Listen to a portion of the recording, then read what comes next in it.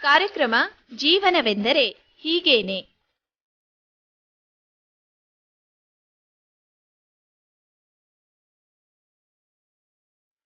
ಡಿವಿಜಿಯವರ ಮಂಕುತಿಮ್ಮನ ಕಗ್ಗದಿಂದ ಆಯ್ದ ಪದ್ಯಗಳ ವಾಚನ ಹಾಗೂ ವ್ಯಾಖ್ಯಾನ ಆಧರಿಸಿದ ಸರಣಿ ಕಾರ್ಯಕ್ರಮ.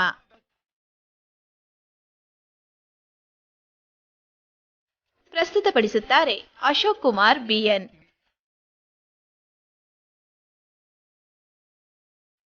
ಕೇಳಿ ಕಾರ್ಯಕ್ರಮ ಜೀವನವೆಂದರೆ ಹೀಗೇನೆ.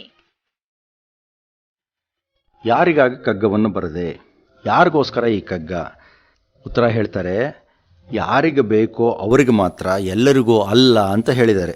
ಏನು ಹೇಳ್ತಾರೆ ಅಂತಂದರೆ, ಪದ್ಯ ಹೀಗಿದೆ: ವ್ಯಾಕರಣ ಲಕ್ಷಣಗಳನ್ನು ಗಣಿಸದೆಯೇ ಲೋಕತಾಪದಿ ಬೆಂದು ತಣಿಪ ನೆಲೆಸಿದವಂ ಈ ಕಂತೆಯಲ್ಲಿ ತನ್ನ ನಂಬಿಕೆಯ ನೇದಿಹನು ಸ್ವೀಕರಿಕೆ ಬೇಳ್ಪವರು ಮಂಕುತಿಮ್ಮ ಅಂತ ಹೇಳಿಂತ. ವ್ಯಾಕರಣ ಕಾವ್ಯ ಲಕ್ಷಣಗಳನ್ನು ಗಣಿಸದೆಯೇ, ವ್ಯಾಕರಣ ಕಾವ್ಯ ಲಕ್ಷಣಗಳನ್ನು ಗಣಿಸದೆಲೇನೆ ಲೋಕತಾಪದಿ ಬೆಂದು ತಣಿಪನು ಎಣೆಸಿದವಂ ಅಂದರೆ ಈ ಬೇಗೆಯಲ್ಲಿ ಬೆಂದು ಬಸವಳೆದು ತಂಪನ್ನು ಬಯಸಿದವನು ಈ ಕಂತೆಯಲ್ಲಿ ತನ್ನ ನಂಬಿಕೆಯ ನೇದಿಹನು ಸ್ವೀಕರಿಕೆ ಬೇಳ್ಪವರು ಮಂಕುತಿಮ್ಮ. ಅಂದರೆ ಯಾರಿಗಪ್ಪ ಈ ಕಗ್ಗ ಅಂದರೆ, ಯಾರಿಗೆ ಬೇಕೋ ಅವರಿಗೆ ಮಾತ್ರ, ಈ ರಚನೆ ಎಲ್ರಿಗೂ ಅಲ್ಲ ಅಂತ ಅಂದಿದ್ದಾರೆ. ಯಾರಿಗೆ ಯಾವಾಗ ಈ ಉಪದೇಶ ಬೇಕಂತ ಅನಿಸುತ್ತೋ ಅವರಿಗೆ ಅದು ಸಿದ್ಧವಾಗಿ ಅವರ ಜೀವನಕ್ಕೆ ಒಂದು ನೆರವು, ನಂಬಿಕೆಗೆ ಆಸರೆ ಆಗತ್ತೆ ಅಂತ ಅಂದ್ಬಿಟ್ಟು ಅಂತ. ಮುಂದಿನ ಪ್ರಶ್ನೆ ಕೇಳ್ಕೋತಾರೆ ತಮಗೆ ತಾವೇನೆ, ನಾನು ಯಾರು ಕಗ್ಗ ಬರೆಯೋದಕ್ಕೆ ಅಂತ ಹೇಳಿ ಅಂತ. ಎಂಥ ಸೌಜನ್ಯ, ವಿನಯ, ದೈನ್ಯತೆಯನ್ನು ಮೆರೆದಿದ್ದಾರೆ ಅಂತಂದರೆ, ನಾನು ಸಾಮಾನ್ಯರಿಗಾಗಿ ಬರೆದಿದ್ದೇನೆ ಅಂತ ಹೇಳ್ತಾರೆ. ಈ ಪದ್ಯ ಹೇಗಿದೆ ಅಂತಂದರೆ, ಕವಿಯಲ್ಲ ವಿಜ್ಞಾನಿಯಲ್ಲ ಬರಿತಾರಾಡಿ ಅವನ ಅರಿವಿಗೆ ಎಟುಕುವೋಲೊಂದು ಆತ್ಮನಯವ ಹವಣಿಸಿದನ್ ಇದನ್ನು ಪಾಮರ ಜನರ ಮಾತಿನಲ್ಲಿ ಕವನ ನೆನಪಿಗೆ ಸುಲಭ ಮಂಕುತಿಮ್ಮ ಅಂತ ಹೇಳಿದ್ದಾರೆ.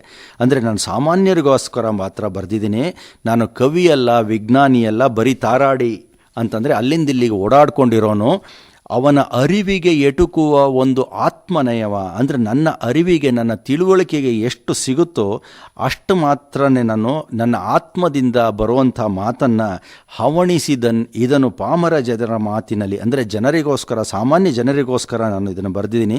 ಕವನದಲ್ಲಿ ರೂಪದಲ್ಲಿ ಯಾಕೆ ಬರೆದಿದ್ದೀನಿ ಅಂದರೆ ಕವನ ನೆನಪಿಗೆ ಸುಲಭ ಅಂತ ಹೇಳಿಬಿಟ್ಟು ಅಂತ ಹೇಳಿದ್ದಾರೆ. ಅಂದರೆ ಇಲ್ಲೊಂದು ಆದಿಪ್ರಾಸದಲ್ಲಿ ಬರೆದಿದ್ದಾರೆ, ಅದನ್ನು ಗಮನಿಸಬೇಕು. ಪ್ರತಿ ಸಾಲಿನಲ್ಲೂ ಎರಡನೇ ಪದ ಒಂದೇ ಅಕ್ಷರದ ರೂಪಾಂತರಗಳಿರುತ್ತೆ. ಕವಿಯಲ್ಲ ವಿಜ್ಞಾನಿಯಲ್ಲ ಬರೀ ತಾರಾಡಿ ಅನ್ನೋದರಲ್ಲಿ ಕವಿ ಇದೆ.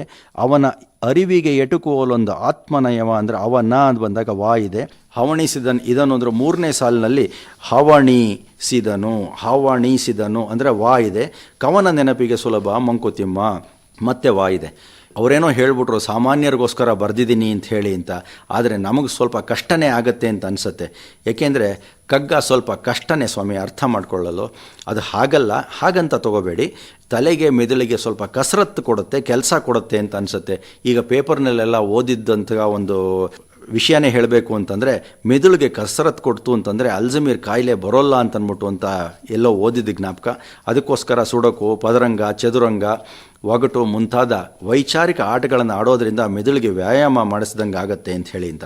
ಒಂದು ಉದಾಹರಣೆ ತಗೋಬೇಕು ಅಂದರೆ ಕಷ್ಟವಾದ ಪದ್ಯ ಅಂತಂದರೆ ನನಗನ್ಸ್ದಂಗೆ, ದ್ರಾಕ್ಷಿ ರಸವೇನಲ್ಲ ಜೀವನದ ತಿರುಳಾರ್ಗಂ ಇಕ್ಷುದಂಡದ ಓಲು ಕಷ್ಟ ಭೋಜನವೇ ದಕ್ಷತೆಯಿಂದಿಡಿಯುವರ್ಗೊಂದೆರಡು ಗುಟುಕು ರಸ ಮಾಕ್ಷಿಕರು ಮಿಕ್ಕೆಲ್ಲ ಮಂಕುತಿಮ್ಮ ಅಂತ ಹೇಳಿ ಅಂತ. ಈ ಪದ್ಯ ಹೇಗಿದೆ ಅಂತಂದರೆ ಜೀವನದ ಬಗ್ಗೆ ತುಂಬ ಚೆನ್ನಾದಂಥ ಒಂದು ವಿವರಣೆ ಕೊಡ್ತಾರೆ. ಅದರಲ್ಲಿ ಒಂದು ಉಪಮೆ ಕೂಡ ಕೊಡ್ತಾರೆ. ಏನು ಅಂತಂದರೆ, ದ್ರಾಕ್ಷಿ ರಸವೇನಲ್ಲ ಜೀವನದ ತಿರುಳಾರ್ಗಂ. ಜೀವನದ ತಿರುಳು ಅಂದರೆ ದ್ರಾಕ್ಷಿ ರಸ ಮಾಡ್ಕೊಂಡು ಕುಡ್ದಂಬಿಟ್ಟಂಗಲ್ಲ, ತುಂಬ ಕಷ್ಟ ಅಂತನ್ಬಿಟ್ಟು ಅಂತ ಅನ್ನೋ ಹಾಗೆ ಹೇಳ್ತಾರೆ. ಯಾವ ಥರ ಕಷ್ಟ ಅಂತಂದರೆ, ಇಕ್ಷುದಂಡದ ಓಲು ಕಷ್ಟ ಭೋಜನವೇ. ಇಕ್ಷುದಂಡ ಅಂದರೆ ಕಬ್ಬಿನ ಜಲ್ಲೆ. ಇಕ್ಷುದಂಡದ ಓಲು ಕಷ್ಟ ಭೋಜನವೇ. ಕಬ್ಬಿನ ಜಲ್ಲೆನ ನಾವು ಅಗದು ಸಿಗದು ತಿನ್ನಬೇಕಾಗತ್ತೆ, ಅಷ್ಟು ಸುಲಭವಾಗಿ ತಿನ್ನೋಕ್ಕಾಗಲ್ಲ. ಜೀವನನೂ ಕೂಡ ಹಾಗೆ. ಆದರೆ ಹೇಳ್ತಾರೆ ಮುಂದಿನ ಸಾಲಲ್ಲಿ, ದಕ್ಷತೆಯಿಂದಿಡಿಯುವರ್ಗೊಂದೆರಡು ಗುಟುಕು ರಸ. ಒಂದೇ ಸಾಲಲ್ಲಿ ಹೇಳ್ಬಿಟ್ಟಿದ್ದಾರೆ, ದಕ್ಷತೆಯಿಂದಿಡಿಯುವರ್ಗೊಂದೆರಡು ಗುಟುಕು ರಸ ಅಂತಂದರೆ ದಕ್ಷತೆಯಿಂದ ಹಿಡಿಯುವವರಿಗೆ 1-2 ಗುಟುಕು ರಸ. ಪದ ವಿಂಗಡಣೆ ಮಾಡಿದರೆ ಹೀಗಿರುತ್ತೆ. ಅಂದರೆ ಕಷ್ಟಪಟ್ಟು ದುಡಿತಾನಲ್ಲ ಅವನಿಗೇನಾಗುತ್ತೆ ಅಂತಂದರೆ ಕಬ್ಬು ತಿಂದಂಗೆ ಒಂದು ಸ್ವಲ್ಪ ರಸ, 1-2 ಗುಟುಕು ರಸ ಸಿಕ್ಕಂಗೆ ಸಿಗುತ್ತಂತೆ. ಮಾಕ್ಷಿಕರು ಮಿಕ್ಕೆಲ್ಲ ಅಂತ. ಈ ಸಾಲು ಮಾತ್ರ ತುಂಬ ಕಷ್ಟವಾಗಿದೆ ಅನುಭವಿಸ್ಕೊಳ್ಳೋದಕ್ಕೆ, ಅರಗಿಸ್ಕೊಳ್ಳೋದಕ್ಕೆ. ಉಳಿದವರೆಲ್ಲ ಹೇಗೆ ಅಂತಂದರೆ, ಪಕ್ಕದವನು ಕಷ್ಟಪಡ್ತಾ ಇದ್ದ ಅಂತಂದರೆ ಉಳಿದವ್ರು ಅವ್ನು ಕಷ್ಟಪಡೋದ್ರಲ್ಲಿ ಹೇಗಾದರೂ ನಾನು ಪಾಲು ತೊಗೋಬೇಕು ಅಂತ ಅಂಥೇಳಿ, ಒಂದು ಸ್ವಲ್ಪ ಸಿಕ್ಕರೂ ಸಾಕು ಅಂತ. ಮಾಕ್ಷಿಕರು ಮಿಕ್ಕೆಲ್ಲ ಅಂದರೆ ನೊಣಗಳ ಥಳ ಅಂತೆ ನಾವು, ಹಾಗೆ ಅಂಥೇಳಿ ಅಂತ ಎಂಥ ಉಪಮೆ ಕೊಡ್ತಾರೆ ಅಂತಂದರೆ, ಅವನು ಕಷ್ಟಪಡ್ತಾ ಇದ್ರೆ ಅದರಲ್ಲಿ ನಾವು ಪಾಲು ಪಡೆಯೋಕ್ಕೆ ಹೋಗ್ತೀವಲ್ಲ, ಅದರಿಂದ ನಾವು ನೊಣಗಳ ತರಹ ಅಂಥೇಳಿ ಅಂತ. ಇದಕ್ಕೆ ವಿವರಣೆ ಹೇಳಬೇಕು ಅಥವಾ ಅರ್ಥ ಇನ್ನೂ ಸ್ವಲ್ಪ ವಿಶದವಾಗಿ ಹೇಳಬೇಕು ಅಂತಂದರೆ, ನೀವು ಗುರು ರಾಮಸ್ವಾಮಿ ಅಯ್ಯಂಗಾರ್ರವರ ನಮ್ಮೂರಿನ ರಸಿಕರು ಅಂತನೂ ಒಂದು ಪುಸ್ತಕನ ಓದಬೇಕು. ಅದರಲ್ಲಿ ಸೀನಪ್ಪನ ಪಾತ್ರ ಅಂತ ಅಂದ್ಬಿಟ್ಟು ಅಂತ ಬರುತ್ತೆ. ಅವನು ಸೀನಪ್ಪ ಕಬ್ಬನ್ನು ಹೇಗೆ ತಿಂತಾ ಇದ್ದ ಅಂದರೆ, ಅವನು ಜಗಿದು ಉಗಿದು ಕಬ್ಬಿನ ಸಿಪ್ಪೆಗೆ, ಅಂದರೆ ಜಗಿದು ಉಗಿದ ಕಬ್ಬಿನ ಸಿಪ್ಪೆಗೆ ಇರುವೆ ಕೂಡ ಮುತ್ಕೊಳ್ತಿರ್ಲಿಲ್ವಂತೆ ರೀ. ಅಷ್ಟು ಚೆನ್ನಾಗಿ, ಅಂದರೆ ನಾವು ಕೂಡ ಹಾಗೆಯೇ ಜೀವನವನ್ನು ಕೂಡ ಅನುಭವಿಸಬೇಕು ಅಂತ. ನಮ್ಗೆ ಅಷ್ಟೋ ಸಿಕ್ಕಿರುತ್ತೆ, ಆದರೆ ಅಷ್ಟನ್ನು ಪೂರ್ತಿಯಾಗಿ ಅನುಭವಿಸಬೇಕು ಅಂತ. ನಮ್ಮಮ್ಮ ಕೂಡ ಹೇಳ್ತಿರ್ತಾರೆ, ಪ್ರತಿ ತುತ್ತನ್ನು 32 ಸಲ ಅಗದು ನುಂಗಬೇಕಂತೆ. ಅಂದರೆ ಒಂದು ಹಲ್ಲಿಗೆ 32 ಹಲ್ಲಿರುತ್ತಲ್ಲ, ಒಂದು ಹಲ್ಲಿಗೆ 32 ಅಗತ ಅಂದಂಗಾಯಿತು. ಆಗ ರುಚಿ ಸೌದಂತಾಗಿ ಕಮ್ಮಿ ತಿಂತೀವಿ ಅಂತ, ಅಂದರೆ ಬಾಯಿ ನೋವು ಬಂದ್ಬಿಡುತ್ತೆ. ಹಾಗೆ ನಾನು ಮಾಡಿ ನೋಡಿದ್ದೀನಿ. ಅಗಿದ ಆಹಾರ ಜೋಲಿನ ಜೊತೆ ಚೆನ್ನಾಗಿ ಮಿಶ್ರಣ ಆಗಿ ಬೇಗ ಜೀರ್ಣ ಆಗುತ್ತೆ, ಹಾಗೂ ಆರೋಗ್ಯ ಉತ್ತಮವಾಗಿರುತ್ತೆ. ಅನ್ನವನ್ನು ಅಮೃತ ಅಂದ್ಕೊಂಡು ತಿನ್ನಬೇಕಂತೆ. ಹಾಗೆ ನಾವು ಪ್ರತಿ ಸಲ ತುತ್ತನ್ನು 32 ಸಲ ಅಗಿದ್ರೆ ಚೆನ್ನಾಗಿರುತ್ತಲ್ವ. ನಮ್ಮ ಜೀವನವನ್ನು ಇದೇ ಥರ ನಾವು ಸವಿಬೇಕು. ಹೇಳೋದೇನೋ ಸುಲಭ ಬಿಡಿ, ಅನುಭವಿಸಿದವನಿಗೆ ಗೊತ್ತು ಅಂತನ್ಬಿಟ್ಟು ಅಂತ ಅಂತೀರೇನೋ. ಇರಲಿ, ಮುಂದೆ ನೋಡೋಣ.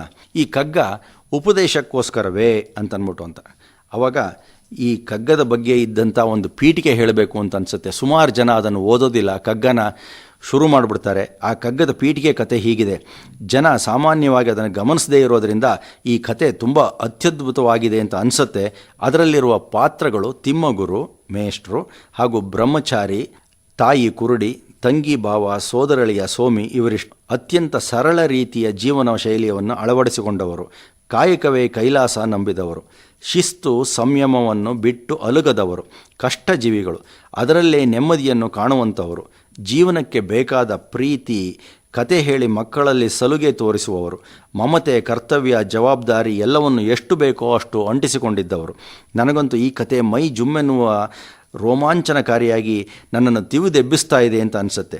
ತಿಮ್ಮಗುರು ಸೋಮಿ ಸೋದರಳಿಯ, ಅವನು ವಿದ್ಯಾಭ್ಯಾಸ ಮುಗಿದದ್ದು ನೋಡಿ ತಿಮ್ಮಗುರು ತನ್ನ ಕೆಲಸ ಮುಗೀತು ಅಂತ ಅಂದ್ಕೊಂಡು ಇದುವರೆಗೂ ಅಷ್ಟು ಹಚ್ಚಿಕೊಂಡಿದ್ದವನು ಒಮ್ಮೆಗೆ ಎಲ್ಲ ಸಂಬಂಧಗಳನ್ನು ಕಳೆದುಕೊಂಡು ಕೆಲಸ ಕೂಡ ಬಿಟ್ಟು ಮನೆ ಊರು ಬಿಟ್ಟು ಹೊರಟೇ ಬಿಟ್ಟರು. ಹಾಗೂ ಒಂದು ಪತ್ರದಲ್ಲಿ ಬರೀತಾರೆ, ಅದರ ಕೊನೆಯಲ್ಲಿ ಹೀಗಿರುತ್ತೆ: ನನ್ನನ್ನು ಬಹಳವಾಗಿ ಜ್ಞಾಪಿಸ್ಕೊಳ್ಳೋಕೆ ಹೋಗಬೇಡಿ, ನನ್ನನ್ನು ಮರೆತು ಬಿಡಿ. ನಿಮಗೆ ನನ್ನ ಮೇಲಿನ ಪ್ರೀತಿ ಉಕ್ಕಿ ಹರಿದಾಗ ಅಥವಾ ವ್ಯಸನ ಉಕ್ಕಿ ಕೆರಳಿದಾಗ ದೀಪವೊಂದನ್ನು ಸೋಮಶಿವನ ಗುಡಿಯೊಳಗಿರಿಸಿ ದೇವರಿಗೆ ನಮಸ್ಕರಿಸಿ. ಆ ದೇವದೇವನು ಒಲಿದು ನಿಮ್ಮೆಲ್ಲರನ್ನು ಸಲಹುತ್ತಾನೆ, ಜೀವನದ ಮಾರ್ಗವನ್ನು ಸುಗಮವನ್ನಾಗಿಸಿ ನಿಮ್ಮೆಲ್ಲರನ್ನು ನಡೆಸುತ್ತಾನೆ. ನಮ್ಮ ಋಷಿ ಮುನಿಗಳು ತಿಳಿಸಿರುವ 4 ಆಶ್ರಮಗಳಲ್ಲಿ 3ನೆಯದಾದ ವಾನಪ್ರಸ್ಥ, ಇದನ್ನು ಸ್ವೀಕರಿಸಿ ತಿಮ್ಮಗುರು ಹೊರಟೇ ಬಿಡ್ತಾರೆ. ಈ ತಿಮ್ಮಗುರು ವಾನಪ್ರಸ್ಥವನ್ನು ಹೀಗೆ ಆಶ್ರಯಿಸಿದರು. ನೋಡಿ ಹೇಗಿದೆ ನಡವಳಿಕೆ, ಮಾರ್ಗದರ್ಶನ.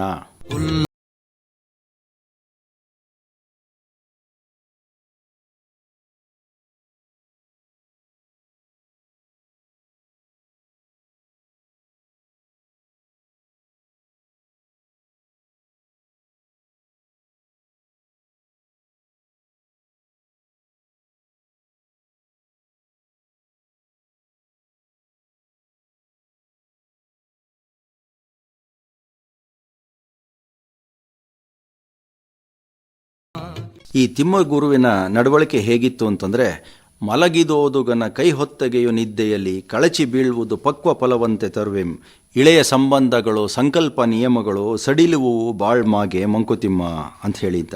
ಅಂದರೆ ಅವರು ತಮ್ಮನ್ನು ತಾವು ಈ ಎಲ್ಲ ಸಂಬಂಧಗಳಿಂದ ಕಡಿದುಕೊಂಡು ವಾನಪ್ರಸ್ಥವನ್ನು ಆಶ್ರಯಿಸಿದರು. ಹಾಗಾಗಿ ಯಾವ ಥರ ಉಪಮೆ ಕೊಡ್ತಾರೆ ಅಂದರೆ, ಮಲ್ಕೊಂಡು ಓದ್ತಾ ಇದ್ದಾಗ ಆ ಪುಸ್ತಕ ತನಗೆ ತಾನೇ ನಿದ್ದೆ ಬಂದಾಗ ಕಳಚಿ ಬೀಳುತ್ತಲ್ಲ, ಅದರ ತಕ್ಕಂತೆ ಮರದಲ್ಲೂ ಕೂಡ ಕಾಯಾಗಿ ಹಣ್ಣಾದ ಮೇಲೆ ಅದು ಪಕ್ವವಾದ ಮೇಲೆ ತನಗೆ ತಾನೇ ಕಳಚಿ ಬೀಳುತ್ತಲ್ಲ, ಆ ಥರ ನಮಗೆ ಗೊತ್ತೇ ಆಗೋಲ್ಲ. ಆ ಥರ ಇಳೆಯ ಸಂಬಂಧಗಳು ಸಂಕಲ್ಪ ನಿಯಮಗಳು ಸಡಿಲುವು ಬಾಳು ಮಾಗದಂತೆ ಅದು ಸಡಿಲ ಆಗೋಗುತ್ತೆ ಅಂತ ಹೇಳಿ ಅಂತ. ಆದರೆ ಇಲ್ಲೊಂದು ಉದಾಹರಣೆಯಲ್ಲಿ ಗಮನ ವಹಿಸಬೇಕು ನೀವು, ಏನು ಅಂತಂದರೆ, ಆರೋಗ್ಯ ಧನ ಎಷ್ಟಿದ್ರೂ ಸಾಲಲ್ಲ. ಆದರೂ ಕೂಡ ತಿಮ್ಮಗುರು ತನ್ನ ಸಂಬಂಧಗಳನ್ನೆಲ್ಲ ಕಳಚ್ಕೊಂಡು ನಿಮಗೆಲ್ಲರಿಗೂ ಒಳ್ಳೆಯದಾಗಲಿ, ನನ್ನ ಕೆಲಸ ಮುಗೀತು ಅಂತ ಮನೆ ಬಿಟ್ಟು ಹೊರಟುಬಿಟ್ನಲ್ಲ, ಎಂಥ ಉದಾಹರಣೆ ಅಂತ ಅನಿಸುತ್ತೆ. ಇದಕ್ಕೊಂದು ಕತೆ ಹೇಳಬೇಕು ಅಂತಂದರೆ, ಒಬ್ಬರು 85 ವರ್ಷದವ್ರು ಇರ್ತಾರೆ. ಅವರು ಹೋಗ್ತಾ ಇರ್ತಾರೆ ದಾರಿನಲ್ಲಿ. ಅವಾಗ ಇನ್ನೊಬ್ಬರು ಅವ್ರ ಸ್ನೇಹಿತರು ಎದುರಾಗ್ತಾರೆ. ಆವಾಗ ಅವ್ರು ಕೇಳ್ತಾರೆ ಇವ್ರನ್ನ, ಈ ವಯಸ್ಸಾದವ್ರನ್ನ, ಏನು ಸ್ವಾಮಿ ಹೇಗಿದ್ದೀರಾ ಅಂತ ಹೇಳಿ ಅಂತ. ಅಯ್ಯೋ ನನಗೇನಪ್ಪ, ನಾನು ಆರಾಮವಾಗಿದ್ದೀನಿ, ಏನೂ ಯೋಚನೆ ಇಲ್ಲ, ಎಲ್ಲ ಜವಾಬ್ದಾರಿಗಳು ಮುಗೀತು ಅಂತ ಹೇಳಿ ಅಂತ.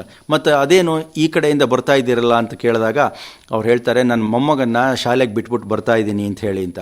ಅವರೇ ಮುಂದುವರೆದು ಹೇಳ್ತಾರಂತೆ, ಅವನ ತಲೆ ಮೇಲೆ ಒಂದು 4 ಅಕ್ಕಿ ಕಾಳು ಹಾಕ್ಬಿಟ್ರೆ ನನ್ನ ಕೆಲಸ ಪೂರ್ತಿ ಆಯಿತು ಅಂತ. ಆ ಹುಡುಗಂಗೆ ಒಂದು 8-9 ವರ್ಷ ಇರಬೇಕು, ಅವನನ್ನು ಬಿಟ್ಟು ಬರ್ತಿದ್ದವರು ಅವನ ತಲೆ ಮೇಲೆ ಅಕ್ಕಿ ಕಾಳು ಹಾಕುವಷ್ಟು ವಯಸ್ಸು ಇನ್ನೂ ಇರಬೇಕು ಅಂತ. ಈಗಾಗಲೇ ಅವ್ರಿಗೆ 85 ವರ್ಷ. ನೋಡಿ ಇದು ಹೇಗಿರುತ್ತೆ ಅಂತಂದರೆ, ಅಷ್ಟು ಆರಾಮವಾಗಿದ್ದಾಗಲೂ ಕೂಡ ಆಸೆ ಅನ್ನೋದು ಇದ್ದೇ ಇರುತ್ತೆ ಅಂತ. ಅದಕ್ಕೆ ಹೇಳ್ತಾರೆ ಡಿ ವಿ ಜಿ, ಬೇಕು ಬೇಕದು ಬೇಕು, ಬೇಕಿದೆ ನನಗೆ ಇನ್ನೊಂದು, ಬೇಕೆನ್ನುತ್ತಾ ಬೊಬ್ಬಿಡು ತಲಿಹ ಘಟವನಿದನು, ಏಕೆಂದು ರಚಿಸಿದನೋ ಬೊಮ್ಮನಿ ಬೇಕು ಜಪ, ಸಾಕೆನಿಪುದೆಂದಿಗಲೋ ಮಂಕುತಿಮ್ಮ ಅಂತ ಹೇಳಿ ಅಂತ. ಅಂದರೆ ನಮಗೆ ಬೇಕು ಬೇಕು ಬೇಕು ಅಂತಲೇ ಅನಿಸುತ್ತಂತೆ, ಎಷ್ಟು ಸಿಕ್ಕರೂ ಕೂಡ ಇನ್ನೊಂದು ಸಿಕ್ಕರೆ ಚೆನ್ನಾಗಿರುತ್ತೆ ಅಂತ ಹೇಳಿ ಅಂತ. ಏಕೆಂದು ರಚಿಸಿದನೋ ಬೊಮ್ಮನಿ ಬೇಕು ಜಪ, ಈ ಬೇಕು ಜಪವನ್ನು ಈ ಪರಬ್ರಹ್ಮ ಯಾಕೆ ಅಂತ ರಚಿಸಿದಾನೋ, ಅದನ್ನು ಯಾಕೆ ಈ ಮನುಷ್ಯರಿಗೆ ಹೇಳ್ಕೊಟ್ಟಿದ್ದಾನೋ ಅಂತನ್ಬಿಟ್ಟು ಅಂತ ಅರ್ಥವೇ ಆಗೋಲ್ಲ. ಸಾಕು ಅಂತ ಯಾವತ್ತಿಗೆ ಅನಿಸುತ್ತೆ ಅಂತನ್ಬಿಟ್ಟು ಅಂತ ಅವ್ರಿಗವರೇ ಕೇಳ್ಕೊತಿದ್ದಾರೆ. ಪದ್ಯ ಒಂದು ಪುರಂದರದಾಸರದ್ದು ಜ್ಞಾಪಕ ಬರುತ್ತೆ, ಇಷ್ಟು ದೊರಕಿದರೆ ಮತ್ತಷ್ಟು ಬೇಕೆಂಬಾಸೆ, ಮತ್ತಷ್ಟು ದೊರಕಿದರೆ ಮತ್ತೂ ಇಷ್ಟ ಆಸೆ ಅಂತನ್ಬಿಟ್ಟು ಅಂತ ಹೇಳಿ ಅಂತ. ನಿಜವಾಗ್ಲೂ ಇದು ತುಂಬ ಚೆನ್ನಾಗಿರುವಂಥ ಪದ್ಯ. ಕೊನೆಯಲ್ಲಿ ಡಿ ವಿ ಜಿ ಆ ಮಂಕುತಿಮ್ಮನ ಪದ್ಯದ ಪೀಠಿಕೆಯಲ್ಲಿರುವಂಥ ತಿಮ್ಮಗಿರುವನ ಪಾತ್ರದಲ್ಲಿ ಹೇಳಿಸ್ತಾರೆ, ನಾನು ಮಂಡುಗೆರೆಯಲ್ಲಿ ಒಂದು ಮನೆಯಲ್ಲಿ ಒಂದು ಗೂಡಿನಲ್ಲಿ ಏನೋ ಬರೆದಿರುವ ಒಂದು ಕಡತ ಇಟ್ಟಿದ್ದೀನಿ, ಒಂದು ಗಂಟಿನಲ್ಲಿ ಅದನ್ನ ಕಟ್ಟಿಟ್ಟಿದ್ದೀನಿ, ಸೋದರ ಅಳಿಯನಾದ ಸೋಮಿ ಹೋಗಿ ಅದನ್ನು ತೆಗೆದುಕೊಂಡು ನೋಡಿ ತನ್ನಲ್ಲಿ ಸೇರಿಸ್ಕೊಳ್ಳಿ ಅಂತನ್ಬಿಟ್ಟು ನನ್ನ ಆಶಯ ಅಂತ ತಿಳಿಸಿರ್ತಾನೆ.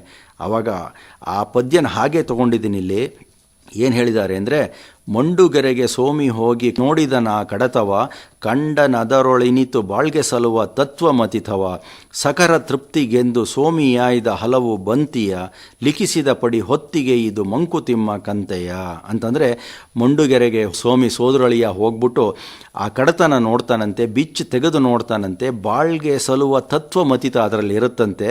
ಅಂದರೆ ತನ್ನ ಸ್ನೇಹಿತರ ತೃಪ್ತಿಗೋಸ್ಕರ ಅವನು ಕೆಲವು ಪದ್ಯಗಳನ್ನು ಆರಿಸ್ಕೋತಾನಂತೆ. ಲಿಖಿಸಿದ ಪಡಿ ಹೊತ್ತಿಗೆ ಇದು ಮಂಕುತಿಮ್ಮ ಕಂತೆಯ ಅಂತನ್ಬಿಟ್ಟು ಅಂತ. ಅಂದರೆ ಹೀಗಾಗಿ ನಮಗೆ ಮಂಕುತಿಮ್ಮನ ಕಗ್ಗ ಅನ್ನೋದು ಸಿಕ್ಕಿದೆ. ಸೋಮಿ ಹೋಗಿ ಸೋದರಳಿಯ ತಮ್ಮ ಮಾವ ಬರೆದಿಟ್ಟಿದ್ದನ್ನು ತೆಗೆದುಕೊಂಡು ನಮಗಿಲ್ಲಿ ಕೊಟ್ಟಿದ್ದಾನೆ ಅಂಥೇಳಿ ಇಂಥ ಒಂದು ಪುಟ್ಟ ಪುಸ್ತಕದಲ್ಲಿ ನಮಗೆ ಸಿಗುತ್ತೆ. ಪರೋಪದೇಶ ಪಾಂಡಿತ್ಯವಲ್ಲ ರೀ ಕಗ್ಗ. ಇನ್ನೊಂದು ಮಾತಿನಲ್ಲಿ ಹೇಳಬೇಕು ಅಂತಂದರೆ, ಬರಿ ಮಾತು ಉಪದೇಶ ತಳವಿರದ ಕೊಡದಂತೆ, ಇನಿಗಾನ ಕೇಳ್ದಂತೆ ಸದ್ದುಗದ್ದಲದಿ, ನಡೆದು ತೋರದ ರೀತಿ ಹೆಳವಗಿರಿ ಹಾಯ್ದಂತೆ, ನುಡಿಯಂತೆ ನಡೆಯಿರಲಿ ಮುದ್ದುರಾಮ ಅಂತ ಕೆ.ಸಿ. ಶಿವಪ್ಪನವ್ರು ಬರೆದಿರುವಂಥ ಮುದ್ದುರಾಮ ಪುಸ್ತಕದಲ್ಲಿ ಬರುತ್ತೆ. ಅಂದರೆ ಇದಕ್ಕೆ ವ್ಯಾಖ್ಯಾನ ಬೇಡ ಅಂತ ಅನಿಸುತ್ತೆ. ಬರಿ ಮಾತು ಉಪದೇಶ ತಳವಿರದ ಕೊಡದಂತೆ, ಇನಿಗಾನ ಕೇಳ್ದಂತೆ ಸದ್ದುಗದ್ದಲದಿ, ನಡೆದು ತೋರದ ರೀತಿ ಹೆಳವಗಿರಿ ಹಾಯ್ದಂತೆ, ನುಡಿಯಂತೆ ನಡೆಯಿರಲಿ ಮುದ್ದುರಾಮ. ಡಿ ವಿ ಜಿ ಅವರು ನುಡಿದಂತೆ ನಡೆದರು, ನಡೆದಂತೆ ನುಡಿದರು. ಮಹಾಕೃತಿಗೆ ಮಹಾಜೀವನ ಮುಖ್ಯ ಹಾಗೂ ದಾರಿದೀಪ. ಒಂದು ಉದಾಹರಣೆ ಹೇಳಬೇಕು ಅಂತಂದರೆ, ರಾಮಕೃಷ್ಣ ಪರಮಹಂಸರು ಕೂಡ ಅದೇ ಥರನೇ ನಡೀತಾ ಇದ್ರು. ಅದಕ್ಕೆ ಒಂದು ಘಟನೆನೇ ಸಾಕ್ಷಿ. ಏನು ಅಂತಂದರೆ, ಒಬ್ಬರು ಹೆಂಗಸು ಬಂದ್ಬಿಟ್ಟು ತನ್ನ ಮಗುನ, ಒಂದು ಚಿಕ್ಕ ಮಗುನ ಕರ್ಕೊಂಬಂದು, ಒಂದು 8-10 ವರ್ಷದ ಹುಡುಗನ ಕರ್ಕೊಂಬಂದು ಪರಮಹಂಸರ ಹತ್ರ ಹೇಳ್ಬಿಟ್ಟು, ನೋಡಿ ಇವನು ತುಂಬ ಜಿಲೇಬಿ ತಿಂತಾನೆ, ಇವನಿಗೇನಾದರೂ ಮಾಡಿ ಅದನ್ನು ಬಿಡಿಸ್ಬೇಕಲ್ಲ, ಸಿಕ್ಕಾಬಟ್ಟೆ ಸಿಹಿ ತಿಂತಾನೆ ಅಂತ ಹೇಳಿ ಅಂತ. ಆವಾಗ ಅವ್ರು ಹೇಳಿದ್ರಂತೆ, 3 ವಾರ ಬಿಟ್ಬಿಟ್ಟು ಬನ್ನಿ, ಆವಾಗ ಹೇಳ್ತೀನಿ ಅಂತ. ಆಮೇಲಿಂದ ಇವ್ರು 3 ವಾರ ಬಿಟ್ಕೊಂಡು ಬಂದಾಗ ಹೇಳಿದ್ರಂತೆ, ಇನ್ನೊಂದು 15 ದಿವಸ ಬಿಟ್ಟು ಬನ್ನಿ ಅಂತ. ಅವರು ಆಮೇಲಿಂದ ಈ ಮಗುನು ಕರ್ಕೊಂಡು ಆ ತಾಯಿ 15 ದಿವಸ ಬಿಟ್ಟು ಬಂದು ಹೋದಾಗ, ಇನ್ನೊಂದು ವಾರ ಬಿಟ್ಟು ಬನ್ನಿ ಅಂತ ಹೇಳಿದ್ರಂತೆ. ಅಯ್ಯೋ ಇದೇನು ಹೀಗಾಗ್ತಿದೆಯಲ್ಲ ಅಂತ ಹೇಳಿ ಅಂತ. ಆಮೇಲಿಂದ ಆ ತಾಯಿ 1 ವಾರ ಬಿಟ್ಟು ಹೋದಾಗ 3 ದಿವಸ ಬಿಟ್ಟು ಬನ್ನಿ ಅಂತ ಹೇಳಿದ್ರಂತೆ ರಾಮಕೃಷ್ಣ ಪರಮಹಂಸರು. ಅಯ್ಯೋ ಇದ್ಯಾಕೆ ಹೀಗಾಗೋಗ್ತಾ ಇದೆಯಲ್ಲ ಅಂತ ಹೇಳಿ ಅಂತ ಆಗಲಿ ಸಹನೆ ವಜ್ರದ ಕವಚ ಮಂಕುತಿಮ್ಮ ಅನ್ನೋ ಥರದಲ್ಲಿ 3 ದಿವಸನೂ ಬಿಟ್ಬಿಟ್ಟು ಹೋದಾಗ ಆ ಮಗುನ ಕೂರಿಸ್ಕೊಂಡು ಪರಮಹಂಸರು ಹೇಳಿದ್ರಂತೆ, ನೋಡಪ್ಪ ಸಿಹಿ ಜಾಸ್ತಿ ತಿನ್ನಬಾರ್ದು, ಅದರಲ್ಲೂ ಜಿಲೇಬಿ ಆರೋಗ್ಯಕ್ಕೆ ಒಳ್ಳೆಯದಲ್ಲ, ಸ್ವಲ್ಪವಾಗಿ ತಿನ್ನಬೇಕು. ಈ ಥರ ತಿಂತು ಅಂತಂದರೆ ನಮಗೂ ಅಷ್ಟೇ ಕೂಡ ಅನುಭವಿಸೋದ ಸುಖ ತೃಪ್ತಿ ಸಿಗುತ್ತೆ, ಜಾಸ್ತಿ ತಿಂದರೆ ಹೊಟ್ಟೆ ಕೆಡುತ್ತೆ, ಹಾಗೆ ಹೀಗೆ ಅಂತೆಲ್ಲ ಹೇಳಿದ್ರಂತೆ. ಆ ಮಗು ಕೂಡ ತಲೆ ಅಳ್ಳಾಡಿಸ್ಬಿಟ್ಟು ಒಪ್ಕೊಳ್ತಂತೆ, ಆಯಿತು ಇನ್ಮೇಲಿಂದ ತಿನ್ನೋಲ್ಲ ಅಂತ. ಆಗ ತಾಯಿಗೆ ಒಂದು ಕುತೂಹಲ ಬಂತಂತೆ, ಅಲ್ಲ ಸ್ವಾಮಿ ಇಷ್ಟು ಹೇಳೋದಕ್ಕೆ ನೀವು 3 ವಾರ ಬಿಟ್ಕೊಂಬ, 2 ವಾರ, ಆಮೇಲಿಂದ 1 ವಾರ, 3 ದಿವಸ ಅಂತ ಹೇಳಿದ್ರಲ್ಲ ಅಂತ ಅಂದಾಗ ಆ ಮಹಾಸ್ವಾಮಿಗಳು ಹೇಳಿದ್ರಂತೆ, ನಾನು ಜಿಲೇಬಿನ ಸಿಕ್ಕಾಬಟ್ಟೆ ತಿಂತಾ ಇದ್ದೆ, ಅದನ್ನ ಬಿಡೋಕ್ಕಾಗಿರಲಿಲ್ಲ, 3 ವಾರ ಸಮಯ ತೊಗೊಂಡೆ, ಆಗಲಿಲ್ಲ. ಆಮೇಲೆ 2 ವಾರಕ್ಕೆ ಇಳಿದೆ, ಆಮೇಲೆ 1 ವಾರ, ಈಗ ಸಂಪೂರ್ಣವಾಗಿ ಬಿಟ್ಬಿಟ್ಟಿದ್ದೀನಿ, ನುಡಿದಂತೆ ನಡೀತಾ ಇದ್ದೀನಿ ಅಂತ ಹೇಳಿ ಅಂತ. ಹಾಗೇನೂ ಕೂಡ ಕಗ್ಗನೂ ಹಾಗೆ ಡಿ ವಿ ಜಿಯವರು ತಮ್ಮ ಬಾಳಿನಲ್ಲಿ ಕೂಡ ಅಳವಡಿಸ್ಕೊಂಡಿದ್ರು. ನಾವು ಕೂಡ ನಮ್ಮ ಬಾಳಿನಲ್ಲಿ ಅಳವಡಿಸ್ಕೊಂಡು ಉತ್ತಮ ಜೀವನವನ್ನು ನಮ್ಮದಾಗಿಸಿಕೊಳ್ಳೋಣ ಅಂತ ಹೇಳಿ ಅಂತ ಹೇಳ್ತಾ, ಉಪದೇಶ ಕೊಡುವಲ್ಲಿ ಪಂಡಿತರೇ ಎಲ್ಲ, ನಡೆದು ತೋರಿಸುವಲ್ಲಿ ಒಬ್ಬನೂ ಇಲ್ಲ ಅಂತ ಹೇಳ್ಬಿಟ್ಟು ಅಂತ. ಈ ಊಟದಲ್ಲಿ ಉಪ್ಪಿನಕಾಯಿ ಹೇಗಿರುತ್ತೋ ಬದುಕಿನಲ್ಲಿ ಉಪದೇಶ ಕೂಡ ಹಾಗೇನೆ. ಉಪ್ಪಿನಕಾಯಿ ನಾಲ್ಗೆಗೆ ರುಚಿ ಮಾತ್ರವಲ್ಲ, ಜೀರ್ಣಕಾರಿಯೂ ಹೌದು. ಉಪದೇಶವಾದರೂ ಹಾಗೆಯೇ, ಕಿವಿಗೆ ಮಾತ್ರ ಹಿತವಲ್ಲ, ಅದನ್ನು ಅರ್ಥ ಮಾಡಿಕೊಂಡು ಅದಕ್ಕೆ ಅನುಸಾರವಾಗಿ ನಡೆದರೆ ಬದುಕಿಗೆ ಪರಮಹಿತ. ಒಂದು ಕತೆ ಇದೆ. ತಿಂಗಳುಗಟ್ಟಲೆ ಹಡಗಿನಲ್ಲಿ ಪ್ರಯಾಣ ಮಾಡ್ತಿದ್ದಾಗ ಇಂಗ್ಲೀಷರಿಗೆ ಮುಖ್ಯವಾಗಿ ಸ್ಕರ್ವಿ ರೋಗ ಬರ್ತಾ ಇತ್ತಂತೆ. ಅದು ಯಾಕೆ ಅಂತ ಗೊತ್ತಾದಾಗ ವಿಟಮಿನ್ ಸಿ ಕೊರತೆಯಿಂದ ಅಂತನ್ಬಿಟ್ಟು ಅಂತ ಗೊತ್ತಾಯ್ತಂತೆ. ಅವಾಗ ಅವರು ಕಿತ್ತಲೆ ಹಣ್ಣನ್ನು ತಿಂದು ಅದನ್ನು ನಿವಾರಿಸ್ಕೊಂಡ್ರಂತೆ. ಆದರೆ ನಮ್ಮ ಪೂರ್ವಜರನ್ನು ನೋಡಿ, ನೆಲ್ಲಿಕಾಯಿ ಉಪ್ಪಿನಕಾಯನ್ನು ಮರಡಿನಲ್ಲಿ ಜಾಡಿಯಲ್ಲಿ ವರ್ಷಾಕಾಲವೂ ಕೆಡದಂತೆ ಇಡ್ತಾ ಇದ್ರು, ವಿಟಮಿನ್ ಸಿ ದೊರಕಿಸ್ಕೊಳ್ತಾ ಇದ್ರು. ಬಾಯಿ ರುಚಿಗಷ್ಟೇ ಅಲ್ಲ, ಸಿಕ್ಕಿದ್ದನ್ನು ಆಯಾ ಋತುವಿಗೆ ಅನುಗುಣವಾಗಿ ತಿಂತಾ ಇದ್ರು. ವಿಟಮಿನ್ ಸಿ ನಲ್ಲಿಕಾಯಲ್ಲಿ ಅಧಿಕವಾಗಿ ಸಿಗುತ್ತೆ ಅಂತ ಗೊತ್ತಿತ್ತು. ಉಪಸಂಹಾರವಾಗಿ ಆದಿಕಾವ್ಯವೆನಿಸಿದ ಶ್ರೀಮದ್ ರಾಮಾಯಣದಿಂದ ಹಿಡಿದು ಜಗತ್ತಿನ ಯಾವ ಮಹಾಕಾವ್ಯದ ಆಕಾಶವನ್ನು ನೋಡಿದರೂ ಅದರಲ್ಲಿ ಉಪದೇಶಗಳೆಂಬ ಅನೇಕ ನಕ್ಷತ್ರಗಳು ಮಿನುಗುತ್ತಾ ದಾರಿಯನ್ನು ತೋರಿಸುತ್ತಿವೆ.